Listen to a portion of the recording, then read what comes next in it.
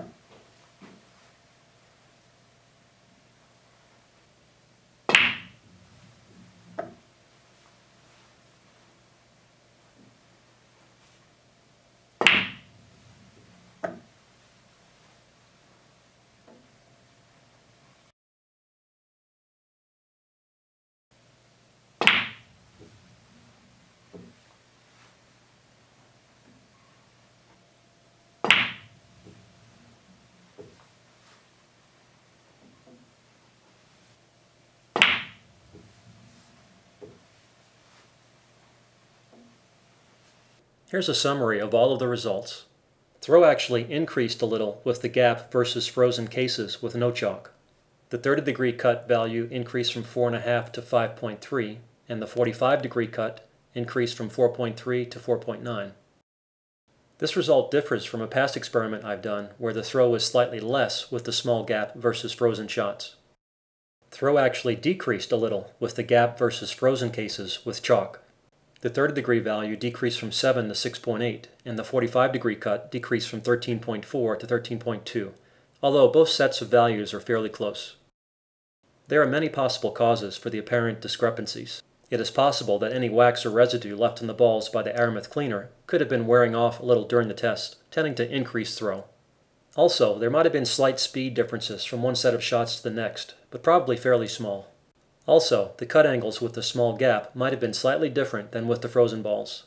This is difficult to control perfectly, although the gap I used was very small, so this was also probably not very large of an effect. Regardless, based on the experiment, it is probably safe to say that for stun shots of the same speed, whether the balls are frozen or not probably doesn't matter much. Now, with a normal shot, it can be difficult to create perfect stun, especially at slower speeds, where throw is largest, and especially at larger distances between the cue ball and object ball, so it might seem like frozen balls always throw more. But this is because the frozen ball has perfect stun during contact, because it hasn't started sliding or developing roll yet. Also, frozen combos might be hit softly more often, where the combination of stun and slow speed creates the largest possible throw.